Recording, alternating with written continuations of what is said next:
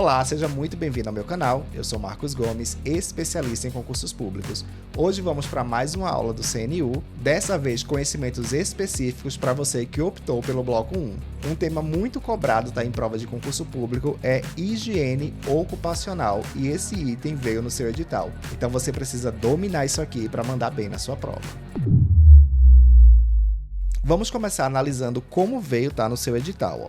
Lá no eixo 5, que é justamente o eixo de saúde e segurança do trabalho, o item 3 diz assim, noções conceituais de higiene do trabalho e suas relações com o ambiente de trabalho. E aí esse tema foi dividido aqui em vários subtópicos, tá? Se você quiser, você pode fazer a leitura aí. Mas sem a gente perder muito tempo aqui, vamos ver, na prática, como a FGV cobra esse conteúdo aqui. Primeira questão, FGV 2025. Diz assim, um trabalhador esteve sujeito a uma exposição muito forte a poeiras em seu ambiente de trabalho. Pode-se dizer, desta forma, que esteve submetido a um risco. E aí ele pede aqui, para você classificar o tipo do risco ao qual o trabalhador foi exposto, foi submetido. Caso você nunca tenha estudado esse conteúdo aqui, não se preocupa, que eu vou te dizer aqui o que você precisa saber para mandar bem na sua prova. Então, presta atenção, Se for necessário, você faz anotações, que o que eu vou te dizer aqui agora é muito importante, Então, preciso que você preste muita atenção. Quando nós falamos da classificação dos agentes nocivos, eles podem ser classificados em agentes físicos, químicos ou biológicos, Vamos ver agora aqui cada um deles. Quando nós falamos dos agentes físicos, nós estamos nos referindo a formas de energia, E as principais para fim de prova são o ruído, que ele pode ser sonoro ou ultrassônico, as vibrações, que pode ser localizada, como por exemplo, de mão e braços, e também vibração de corpo inteiro, dependendo aí da forma de exposição. As radiações, que nós temos as ionizantes e as não ionizantes. Temos também as pressões anormais, como por exemplo o hiperbarismo. Além disso, temos também as temperaturas extremas, que podem ser calor extremo ou frio extremo. E também a questão da iluminação adequada.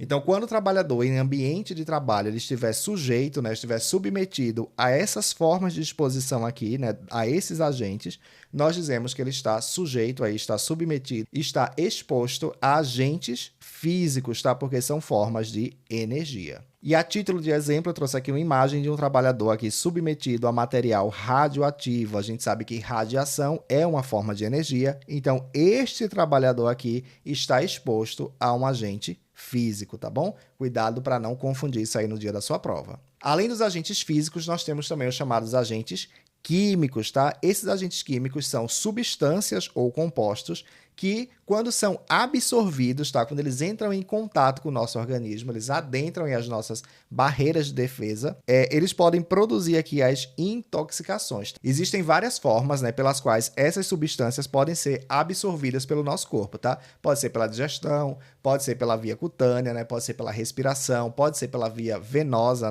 Enfim, mas a partir do momento que essas substâncias aqui, elas entram em contato, elas são absorvidas pelo nosso organismo e elas têm o potencial aí de produzir intoxicação, nós dizemos que são agentes químicos, tá bom? E os exemplos mais cobrados em prova de concurso público são poeiras, como por exemplo a sílica, o amianto, ou também os fumos metálicos. Temos também os gases e vapores, e aqui eu trouxe alguns exemplos, solventes, monóxido de carbono e o benzeno. Está aqui o posto de gasolina e o trabalhador aqui está exposto ao benzeno, que é um agente químico. Além disso, também líquidos inflamáveis ou corrosivos e agrotóxicos e pesticidas. Então, todas essas substâncias aqui ou compostos que podem gerar intoxicação, quando entram em contato com o nosso organismo, elas vão gerar aí um dano à nossa saúde, são classificados aí como agentes químicos, tá bom? Além dos agentes físicos e químicos, nós também temos os chamados agentes biológicos, que, como o nome já sugere, são provenientes de organismos vivos, E para fim de prova, os mais cobrados são os vírus, como por exemplo hepatite B, C e HIV, as bactérias, que podem causar tuberculose, leptospirose, os fungos, que podem gerar micoses ocupacionais, os parasitas e também as secreções e resíduos biológicos. Aqui está uma imagem ilustrativa e exposição aqui a sangue, que é um agente biológico, tá bom? Então, essas são as 3 categorias que nós classificamos os agentes nocivos. Vamos lá voltar na questão agora para a gente poder responder, tá bom? Quando ele fala aqui, ó, poeiras, poeiras não é agente biológico, nem é agente físico, porque não é uma forma de energia, tá? Quando ele fala aqui de poeira, nós estamos nos referindo a um agente químico, tá?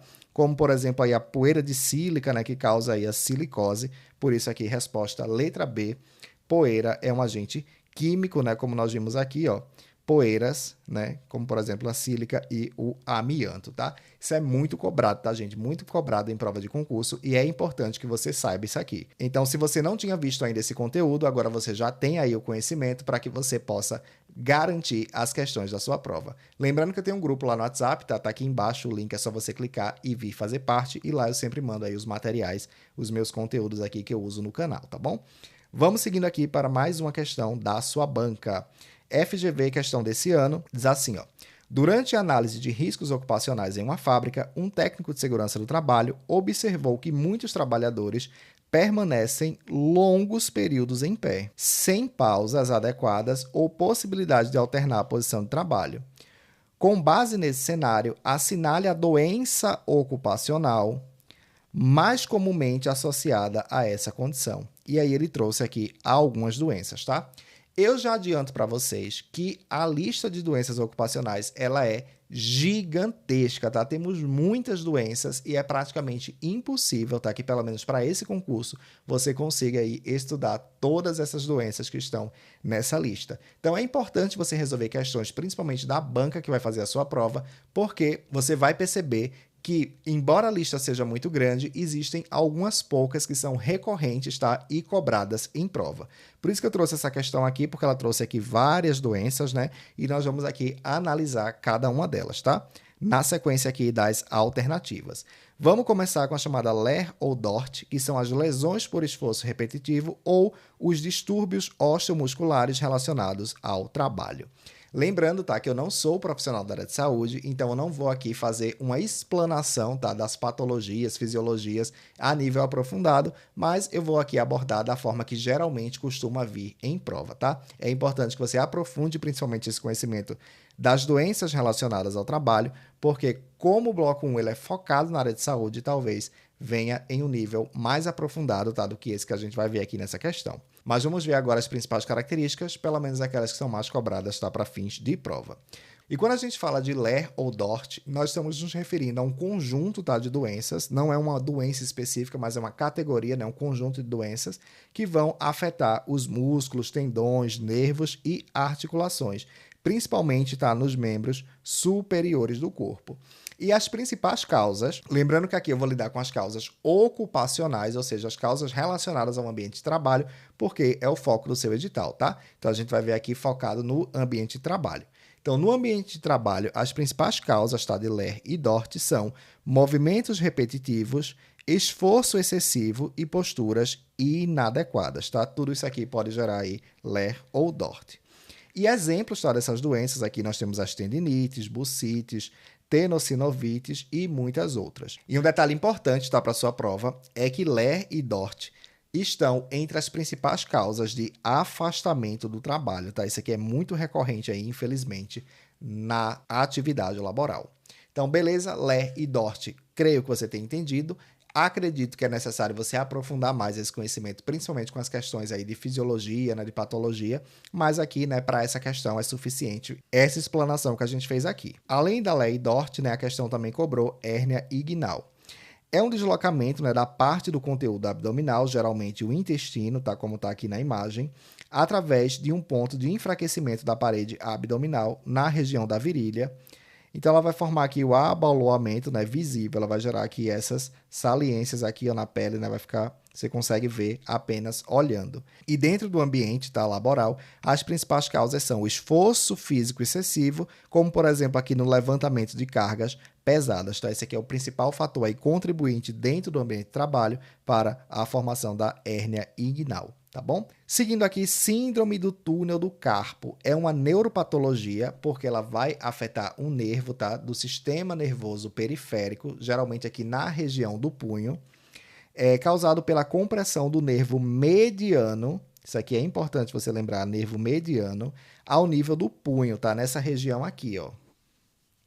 dentro do túnel do carpo. E dentre os principais sintomas, né, nós temos os formigamentos, dormência, dor e fraqueza nas mãos e dedos, tá? Então, a síndrome, né, do túnel do carpo é a inflamação do nervo mediano, tá? Nessa região aqui, ó, do punho, região palmar, aqui, ó, do braço, né? Aqui, região dorsal, aqui, região palmar, ele fica aqui, né, o nervo mediano. E a principal causa está dentro da atividade laboral, dentro do ambiente de trabalho, são as atividades com movimentos repetitivos de punho e mãos, como, por exemplo, a digitação ou uso constante de ferramentas, tá? Isso aqui é a principal causa aí que gera a síndrome do túnel do carpo no ambiente de trabalho. Vamos seguindo aqui agora dermatite de contato alérgica. Outra doença, né, trazida aí na questão é uma inflamação da pele, né, dermatite, provocada por reação alérgica a substâncias químicas ou biológicas. Manifesta-se como coceira, vermelhidão, descamação e, às vezes, bolhas. E a principal causa, né, o principal agente motivador aí é a exposição contínua ou repetitiva a agentes sensibilizantes, né?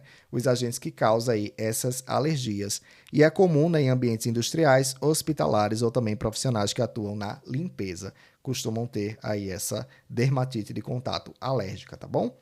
Seguindo aqui, nós temos a última, né, que são as varizes dos membros inferiores. São veias dilatadas e tortuosas causadas pela falha do funcionamento das válvulas venosas, causando sensação de peso, dor e inchaço. E a principal causa é a permanência prolongada em pé das varizes dos membros inferiores, tá bom? Então, com essa explanação rápida aqui, bem superficial, a gente já está apto aqui a responder a questão. Na questão ele fala claramente, né, que o trabalhador aqui ele permanece longos períodos em pé. Tá aqui, longos períodos em pé. Então, a resposta é a letra E, varizes dos membros inferiores, tá bom? Não é Ler ou Dort, né, porque não fala aqui de um esforço físico, né, exagerado que pode gerar isso aqui. Essa hérnia aqui também pode ser gerada por um esforço físico, né, que não está descrito aqui na questão. Síndrome do túnel do carpo, né, movimento repetitivo aí de mão e punho. Dermatite de contato aí é uma questão da pele, né? A exposição aí a um agente, né, que você tem a sensibilidade. Então a resposta aqui, letra E, varizes dos membros inferiores, tá bom? Acredito que você não tenha ficado com dúvida. Qualquer dúvida você deixa aí nos comentários e nós vamos seguir agora para a próxima questão. Em um Tribunal Regional do Trabalho, um servidor se dirige ao posto de atendimento médico por dor e parestesia, né, formigamento, em uma região do punho, do punho. Após a avaliação médica, a hipótese de síndrome, olha só, síndrome do túnel do carpo se impõe.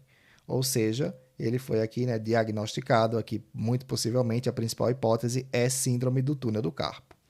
E aí a questão segue. O túnel do carpo é formado por um canal por onde passam 8 tendões e um nervo. Assinale a opção que indica o nervo constituinte desse canal. Como nós vimos na questão anterior, a síndrome do túnel do carpo é ocasionada, né, pela compressão aqui do nervo mediano, tá? Nervo mediano é a nossa resposta. Aqui, a alternativa C, nervo mediano, tá? Uma questão que fica bem tranquila, né, a partir dos conteúdos que nós estudamos na questão anterior. Então vamos lá, vamos seguindo para mais uma questão. Um conteúdo aqui também bastante cobrado, tá? É essa questão da hierarquia aqui dessa pirâmide. A pirâmide a seguir apresenta esquematicamente a hierarquia da aplicação de medidas de tratamento de riscos em segurança do trabalho. A alternativa que apresenta as possíveis medidas indicadas pelos números 1 a 5 em ordem decrescente é... Ele quer saber, né, a ordem decrescente, ou seja, do menor para o maior, tá? Ele fez uma pegadinha aqui, né, que geralmente essa pirâmide ela vem invertida, aqui ele mudou a ordem, tá bom? Mas aí é só você prestar atenção que ele fala ordem decrescente, ou seja, ele quer do menor para o maior. Quando a gente fala da hierarquia, tá, das medidas de controle de exposição, é utilizada essa pirâmide aqui, em que são tomadas aqui 5 medidas, tá, para lidar com o risco ocupacional. E vamos a um exemplo, tá, para que você possa entender aqui como funciona essa questão aqui dessa hierarquia. Eu tenho aqui uma máquina, vou colocar aqui M, e eu tenho trabalhadores, né, que precisam trabalhar aqui com esta máquina, tá bom? E esses trabalhadores aqui, eles chegam e trabalham. Porém, essa máquina ela gera um barulho muito alto. E se os trabalhadores passarem, né, o dia inteiro de trabalho expostos aqui a essa máquina, com esse ruído muito alto que ela faz, eles podem ter perda auditiva, né, provocada aí pelo ruído, né, pelo barulho que faz essa máquina. O que resolveria de vez esse problema aqui seria a gente eliminar essa máquina. Se eu elimino essa máquina aqui, não utiliza mais essa máquina e é ela que produz o ruído, ou seja, ela que produz o agente nocivo à saúde, esse agente ele deixa de existir. Uma vez que a máquina não existe mais, o agente, né, que ela provoca, o agente de risco aos trabalhadores também não existe. Por isso, a principal medida, tá, número 1 que você vai buscar é eliminar o risco. Mas, né, a gente sabe que nem sempre ou quase nunca isso é possível. Vamos dizer, né, que aqui na produção é muito necessário, tá, que exista essa máquina aí. Ela é a máquina fundamental aqui da nossa indústria, então a gente não pode eliminar, senão a gente fica sem ter como produzir. Então, eliminar, não conseguir. O que é que eu vou fazer agora? Vou tentar substituir o risco, ou seja, vou tentar buscar outro equipamento no mercado que faça o mesmo trabalho, porém sem esse risco aqui do barulho, do ruído, buscar aí um equipamento mais silencioso. Mas vamos dizer, né, que também não foi possível porque todos os equipamentos que fazem esse trabalho aí disponível no mercado, eles são ruidosos, né? Eles fazem aí muito barulho, né? Um detalhe muito importante, tá, que você precisa se atentar é que cada vez que a gente vai passando aqui, ó, dos níveis dessa pirâmide, a cada nível que você vai descendo aqui, as medidas que você vai tomar vão ficando cada vez menos efetivas, tá bom? Perceba que no primeiro caso aqui, se eu tivesse eliminado o risco, eu não teria mais o risco no ambiente fabril. Porém, ao substituir esse risco, né, por exemplo, conseguir outro equipamento, mas que faz um pouco menos de barulho, né, mas ainda assim faz um barulho, eu ainda tenho algum risco, né, no ambiente fabril, né, no ambiente industrial, no ambiente de trabalho. Por conta disso, né, ela é menos efetiva aqui do que eliminar o risco. Dessa forma também, a próxima medida ela acaba sendo ainda menos efetiva, que é a chamada medidas de engenharia, tá? Essas medidas de engenharia são soluções que vão ser adotadas para isolar os trabalhadores dessa máquina aqui. Os trabalhadores não mais terão contato com essa máquina. Então pensa comigo, a gente poderia aqui, ó, colocar esteiras que vão passar aqui pela máquina. Tem uma barreira aqui, ó, uma barreira sonora, tá? Vou botar de vermelho aqui. Criei uma barreira sonora aqui na máquina. O trabalhador aqui ele vai colocar o que ele precisa na esteira. Essa esteira vai seguir até a máquina, vai sair aqui do outro lado. E esse outro trabalhador aqui ele vai retirar, né, o que saiu da máquina. Então, esses trabalhadores estão aqui trabalhando com a máquina, mas existe aqui uma barreira, um isolamento dessa máquina para que eles não estejam expostos aí ao agente nocivo à sua saúde. Então, quando a gente cria essa barreira aqui entre os trabalhadores e a máquina, nós chamamos aqui de medidas de engenharia, tá? Que vai isolar os trabalhadores. Não foi possível, professor, não é possível adotar essas medidas de engenharia aqui. O trabalhador ele realmente precisa ir lá até a máquina e fazer o trabalho nela. Então, o que é que a gente vai fazer? A gente vai seguir aqui para a próxima etapa, que seria as medidas administrativas. Essas medidas administrativas são aquelas que vão modificar a rotina de trabalho. Presta atenção. As medidas de engenharia que nós tínhamos visto irão produzir barreiras que vão separar os trabalhadores da máquina, né? Eles não terão mais aí exposição a agente nocivo. Porém, essas medidas aqui administrativas, elas vão modificar a rotina de trabalho e não vão aí eliminar, né, essa exposição. Como assim? Vamos dizer que essa máquina aqui é seguro, tá? Foi feito um estudo, tem uma tabela, inclusive, nas NRs, mas vamos dizer aqui que foi feito um estudo que cada trabalhador pode trabalhar 2 horas por dia nela sem comprometer a sua audição. Então, o que é que eu vou fazer? Vou pegar os trabalhadores, dividir em turno e cada trabalhador vai poder trabalhar apenas 2 horas por dia nessa máquina aqui. Ou seja, eu vou criar uma rotina diferenciada de trabalho para que eles possam trabalhar com essa máquina. Isso aqui nós chamamos de medidas administrativas, tá bom? Professor, a medida administrativa não foi suficiente. O que é mais que a gente pode fazer? Aí a gente vem aqui para o último nível, que é o EPI. EPI, que é o equipamento de proteção individual que cada trabalhador vai utilizar para se proteger dos agentes nocivos, né, aos quais ele estará exposto no ambiente de trabalho. Então, perceba que a medida menos eficiente, tá? Aquela que está no final de tudo, é o EPI, tá? O EPI, ele é o menos eficiente. E por que que o EPI é o menos eficiente? Porque ele depende do trabalhador. Vamos dizer que o trabalhador ele tem que estar lá com proteção auricular, né, no ouvido. Caso ele retire aquilo ali, ninguém está vendo, ele foi lá, está me incomodando, retirou, ele está exposto ao agente nocivo. Caso ele não use de forma adequada, ele também estará exposto ao agente nocivo, tá? Então, por conta disso, né, como o EPI ele tem essas variáveis aí que depende muito, né, do trabalhador e da forma que é utilizado, o risco, né, de exposição acaba aumentando muito. Então, aqui, o EPI ele está no final, né? Ele é a medida aqui menos efetiva, tá bom? Então, vamos lá. Ele pediu aqui na ordem decrescente, ou seja, ele quer da menos efetiva para mais efetiva. Então, a gente vai começar aqui do EPI, né, que é a menos efetiva. Vamos lá. Tem 3 alternativas aqui que trazem o EPI logo no começo. Então, essas aqui são... A resposta é aqui, né, entre A, B e C.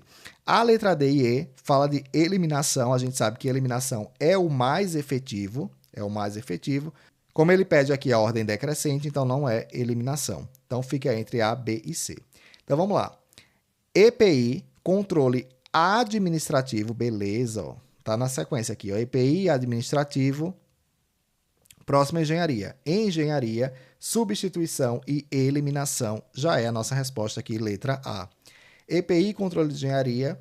Aqui está invertido, né? Engenharia com administrativo. EPI, controle administrativo, está certo. Engenharia, eliminação e substituição. Aqui foi trocado, né? Eliminação com substituição. Eliminação é o mais efetivo, então, como aqui ordem decrescente, ele tem que ir para o final. Resposta, letra A. Perceba que não é uma questão complicada, mas é necessário que você tenha um entendimento, tá, de como funciona essa pirâmide aqui de gestão de riscos, tá bom? Eu tentei explicar aqui, tá, de forma rápida e o mais simples que eu pude, mas caso ainda tenha ficado alguma dúvida, deixa aí nos comentários, tá? Que eu tento ajudar você e caso seja necessário, eu gravo aí um novo vídeo, tá? Só sobre esse conteúdo aqui, que com certeza esse conteúdo aqui sozinho vale um vídeo, tá? Mas como eu sei que vocês estão no pós-edital e o tempo de vocês está escasso, eu tô aqui fazendo o mais rápido que eu consigo, tá bom? Então vamos lá, seguir para mais uma questão da sua banca. FGV 2025... Com base na classificação dos riscos ambientais, assinale a opção que apresenta, respectivamente, risco químico, biológico e físico. Ou seja, ele quer um risco químico, um risco biológico e um risco físico. A gente viu, né, que os riscos químicos eles são relacionados a substâncias ou componentes que, quando absorvidos, né, pelo nosso corpo, eles podem gerar aí um fator de intoxicação. Já os agentes biológicos são derivados, né, de organismos vivos que também podem aí gerar dano à nossa saúde e os físicos são formas de energia, tá bom? Vamos lá analisar. Gases, quando a gente fala aqui, ó, gases são químicos, tá? Então aqui, ó, gases são químicos. Fungos são biológicos e radiações são físicos, já é o nosso gabarito aqui, resposta letra A. A letra B, vibrações físico, poeiras químico, e bacilos são biológicos, né? Bactérias. Então, aqui, ó, não é a nossa resposta. Letra C, umidade, né? Que é físico, vapores, químico, eletricidade, um fator físico também, né? Que pode gerar aí risco de acidentes. Frio é fator físico, parasita biológico, pressões anormais também é físico. Calor é físico, vírus é biológico, iluminação inadequada também risco físico. Então, a única que traz aqui a sequência que ele pediu, né? Um químico, um biológico e um físico é a letra A.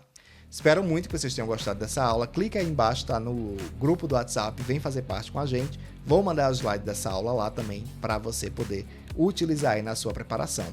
Caso você queira dar mais aulas sobre esse tipo de conteúdo aqui para o bloco 1 do CNU, deixa aqui embaixo, tá nos comentários. Se tiver bastante comentário aí, eu faço mais uma aula, tá bom? Resolvendo questões da FGV para o próximo CNU. Muito obrigado pela sua atenção e eu vejo você na nossa próxima aula.